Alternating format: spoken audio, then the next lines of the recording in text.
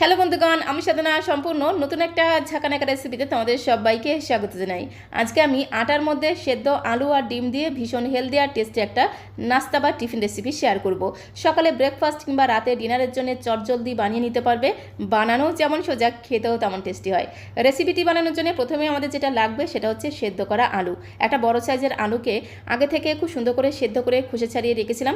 তার সাথে নিয়েছি অর্ধেকটা পরিমাণে গাজরের খোসাটাকে খুব সুন্দর করে ছাড়িয়ে জল দিয়ে ধুয়ে নিয়েছিলাম। তো এখন এই আলু আর গাজর খুব সুন্দর করে গ্রেটার দিয়ে গ্রেট করে নিতে হবে। তার জন্য লাগবে এরকম একটা ছোট ছিদ্রযুক্ত গ্রেটারের সাহায্যে আলু আর গাজরটাকে খুব সুন্দর করে একদম ঝাঁকানাকা করে একটু গ্রেট করে নেব। এইভাবে যদি আলু আর গাজরটাকে একটু গ্রেট করে নেওয়া হয় তাহলে একদম মিহিভাবে গ্রেট হয়ে যাবে। রেসিপিটা বানাতেও সুবিধা হবে আর খেতেও কিন্তু দারুণ টেস্টি হবে। তোমরা চাইলে কিন্তু সেদ্ধ করা আলুটাকে কাঁটা চামচের সাহায্যে খুব ভালো করে ম্যাশ করে নিতে পারো। লক্ষ্য রাখতে হবে যাতে আলুর মধ্যে কোনো রকম বড় দলাভাব না থাকে। তবে যদি এইভাবে গ্রেটার দিয়ে গ্রেট করা হয়, আলুটা একদম মিহিভাবে গ্রেট করা হয়ে যায়, রেসিপিটা বানাতে সুবিধা হয়। তো এইভাবে আলু আর গাজরটাকে খুব সুন্দর করে একদম ঝাঁকানাকা করে গ্রেট করে নিতে হবে।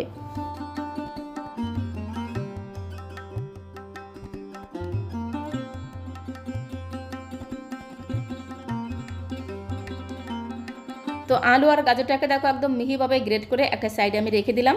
আর এখানে দেখো একটা বড় মিক্সিং বোল নিয়েছি, তার মধ্যে আমি এক বাটি ভর্তি করে দিয়ে দেবো রুটি করার আটা। যে আটা দিয়ে আমরা প্রতিদিন রুটি বানাই সেই রুটি করার আটা দিয়ে দিলাম এক বাটি। তবে আটার পরিমাণটা তোমরা আরও বাড়িয়ে অথবা কমিয়েও নিতে পারো, তাতে কোনো সমস্যা নেই।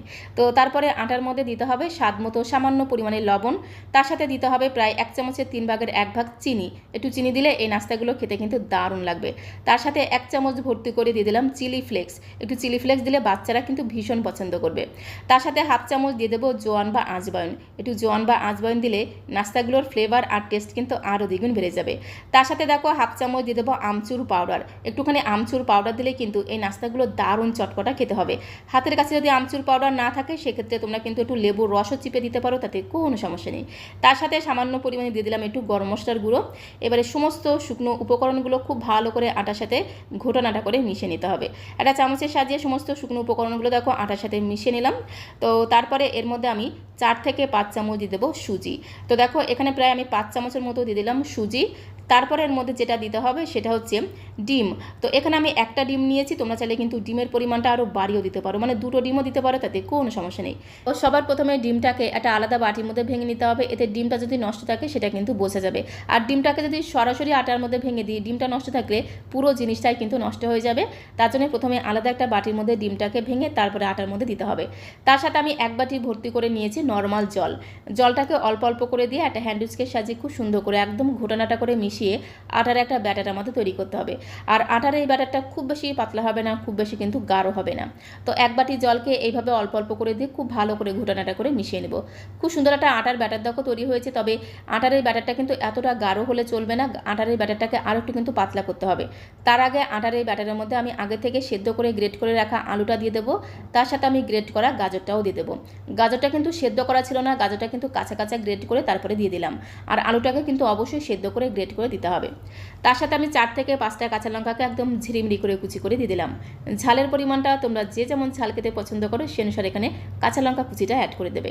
তার সাথে বেশ কিছুটা দিতে হবে ফ্রেশ ধনেপাতা কুচি। একটু ধনেপাতা কুচি দিলে দেখতেও সুন্দর লাগবে, সাথে সাথে এই টিফিন বা নাস্তাগুলো খেতেও কিন্তু দারুণ লাগবে। একটা চামচের সাহায্যে সমস্ত উপকরণগুলো খুব ভালো করে আটার ব্যাটারের সাথে মিশিয়ে নেব।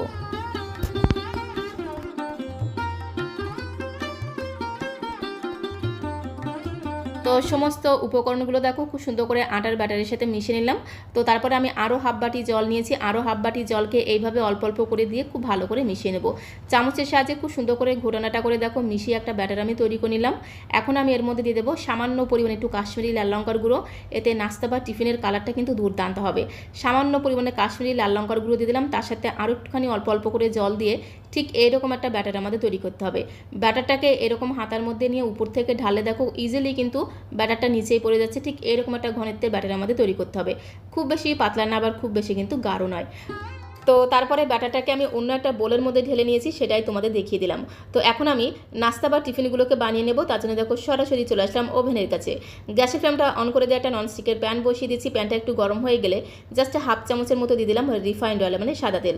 সাদা তেলের জায়গায় তোমরা ঘি অথবা বাটার দিয়েও কিন্তু এই টিফিন বা নাস্তাগুলো ভাজতে পারো, খেতে কিন্তু আরও বেশি টেস্টি হবে। তেলটাকে দিয়ে খুব সুন্দর করে ঘোটানাটা করে প্যানের সারা গায়ে ছড়িয়ে দিতে হবে। আর গ্যাসের ফ্লেমটা কিন্তু মিডিয়াম টু লোতে রাখতে হবে। তারপরে এক হাতের থেকে একটু বেশি পরিমাণে ব্যাটার দিয়ে ব্যাটারটাকে খুব ভালো করে এইভাবে একটু ছড়িয়ে দিতে হবে। এই নাস্তাগুলোকে কিন্তু খুব বেশি মোটা করে তৈরি করব না, একটু পাতলা পাতলা করে তৈরি করব, তাহলে নাস্তার ভেতর থেকে খুব সুন্দরভাবে ভাজা হয়ে যাবে। নাস্তাগুলো খেতে কিন্তু দারুণ লাগবে। তো তার জন্য এইভাবে ব্যাটারটাকে খুব ভালো করে ছড়িয়ে দিতে হবে। খুব সুন্দর করে দেখো ব্যাটারটাকে ছড়িয়ে দেওয়া হয়ে গেলে একটু ধামাচাপা দিয়ে রাখতে হবে, মানে ঢাকনাটা বন্ধ করে জাস্ট 2 থেকে 3 মিনিট এইভাবে রেখে দিতে হবে। তো গ্যাসের ফ্লেমটা মিডিয়াম টু লো করে দিয়ে 2 থেকে 3 মিনিট এইভাবে রেখে দিয়েছিলাম, যার কারণে দেখো নাস্তার উপরটা খুব সুন্দরভাবে শুকিয়ে গেছে। যখন নাস্তার উপরটা খুব সুন্দরভাবে শুকিয়ে যাবে তখন প্যানটাকে ধরে খুব সুন্দর একটু ঝাঁকানাকা করে ঘুরিয়ে দিতে হবে। তারপরে এপিট ওপিট উল্টে পাল্টে নাস্তাগুলোকে লাল লাল করে ভেজে নিতে হবে। আর আমি মাত্র হাফ চামচ তেল দিয়ে ভেজে নিলাম, তোমরা চাইলে কিন্তু তেল ছাড়াও ভাজতে পারো, খেতে কিন্তু দারুণ লাগবে। তেলের বদলে তোমরা ঘি অথবা বাটার দিয়েও ভাজতে পারো, তাহলে যেমন সুন্দর টেস্ট হবে সাথে সাথে ঘ্রাণটাও কিন্তু আরও দুর্দান্ত হবে। তো মাত্র হাফ চামচ তেল দিয়ে দেখো এপিট ওপিট উল্টে পাল্টে একটু ধীরে ধীরে সময় নিয়ে নাস্তাগুলোকে ভাজতে হবে, তাহলে ভেতর থেকে খুব সুন্দরভাবে ভাজা হয়ে যাবে, খেতে কিন্তু দারুণ লাগবে। গ্যাসের ফ্লেমটা কিন্তু বাড়ানো যাবে না, গ্যাসের ফ্লেমটা মিডিয়াম টু লোতে রেখে একটু ধীরে ধীরে সময় নিয়ে এপিট ওপিট উল্টে পাল্টে নাস্তাগুলোকে লাল লাল করে ভেজে নেব, তাহলে খেতে কিন্তু দারুণ টেস্টি হবে। আর ভাজতে ভাজতেই দেখবে কি সুন্দর একটা ঘ্রাণ তোমরা পাবে। এর মধ্যে যেহেতু ডিম দিয়ে আছে, সেদ্ধ করা আলু দিয়ে আছে, আমচুর পাউডার দিয়ে আছে, আর বিভিন্ন রকম উপকরণ মেশানো আছে, খেতে এতটাই টেস্টি হয়, একবার বানিয়ে খেলে না বারবার বানিয়ে খেতে ইচ্ছে করবে। আর বাড়ির ছোটো থেকে বড় সবাই দেখবে ভীষণ মজা করে খেয়ে নেবে। তো একটা নাস্তা খুব সুন্দর করে লাল লাল করে ভেজে একটা প্লেটের মধ্যে আমি তুলে নিলাম। ঠিক একই রকমভাবে আরও একটা নাস্তা আমি ভেজে নেব। জাস্ট হাফ চামচের মতো সাদা তেল দিয়ে খুব ভালো করে তেলটাকে একটু প্যানের গায়ে ছড়িয়ে দেবো। তারপরে 1 থেকে 1.5 হাতার মতো ব্যাটার প্যানের মধ্যে দিয়ে খুব ভালো করে ছড়িয়ে নেব। খুব বেশি কিন্তু একদম মোটা করবো না, একটু পাতলা পাতলা করে তৈরি করব। আর এই ধরনের নাস্তাগুলো এরকম ননস্টিকের প্যানে বানাতে কিন্তু ভীষণ সুবিধা হয়। তো চেষ্টা করবে এরকম ননস্টিকের প্যানে তৈরি করতে, তাহলে দেখবে খুব সহজে তোমরা নাস্তাগুলো বানিয়ে নিতে পারবে। তো ব্যাটারটাকে দিয়ে খুব সুন্দর করে ছড়িয়ে দেওয়া হয়ে গেলে একটু ধামাচাপা দিতে হবে, মানে ঢাকনাটা বন্ধ করে গ্যাসের ফ্লেমটা মিডিয়াম টু লো করে দিয়ে 2 থেকে 3 মিনিট রেখে দিলেই দেখবে উপরটা খুব সুন্দরভাবে শুকিয়ে যাবে। যখন উপরটা শুকিয়ে যাবে তখন উল্টে পাল্টে নাস্তাগুলোকে একটু ধীরে ধীরে সময় নিয়ে লাল লাল করে ভেজে নিতে হবে, তাহলে নাস্তাগুলো খেতে কিন্তু দারুণ লাগবে। খুবই অল্প সময় লাগে, আর বানানো যেমন সোজা খেতেও কিন্তু তেমন টেস্টি হয়। রোজ রোজ একঘেয়েমি রুটি তরকারি খেতে যখন আর ভালো লাগবে না, তখন সকালে ব্রেকফাস্ট কিংবা রাতে ডিনারের জন্য এই নাস্তাগুলো খুব সহজে বানিয়ে নিতে পারবে। এর সাথে তেমন কিছু প্রয়োজন হয় না, টমেটো সস বা ধনেপাতার চাটনি বা আলুর তরকারি দিয়েও কিন্তু খেতে দারুণ লাগে। একে একে সবগুলো নাস্তা এইভাবে আমি ভেজে নেব। একে একে 4-5খানা নাস্তা তোমাদের ভেঙে দেখিয়ে দিলাম। আমি যে পরিমাণে আটা নিয়েছিলাম তাতে কিন্তু অনেকগুলো নাস্তা খুব সহজে তৈরি হয়ে যাবে। আর নাস্তাগুলো দেখো কত সুন্দর, একদম নরম তুলতুলে সফট আর ভীষণ স্পঞ্জি তৈরি হয়, কত সহজে দেখো রোল করা যাচ্ছে। এর মধ্যে যেহেতু সেদ্ধ করা আলু দিয়ে আছে, ডিম দিয়ে আছে, একটু আমচুর পাউডার দিয়ে আছে, খেতে কিন্তু দারুণ চটপটা হয়। আর একবার বানিয়ে খেলে না বারবার বানিয়ে খেতে ইচ্ছে করবে। তো আটার মধ্যে সেদ্ধ আলু আর ডিম দিয়ে এই দুর্দান্ত স্বাদের নাস্তা বা টিফিন রেসিপিটা তোমাদের কাছে কেমন লেগেছে অবশ্যই কমেন্ট বক্সে লিখে জানিও। ভালো লাগলে একটা লাইক আর শেয়ার করে দেওয়ার অনুরোধ রইল। আর নতুন বন্ধু হয়ে থাকলে চ্যানেলটিকে সাবস্ক্রাইব করে দিয়ে পাশে থাকার অনুরোধ রইল। তো আজকের মতো এই পর্যন্ত, সবাইকে অসংখ্য অসংখ্য ধন্যবাদ।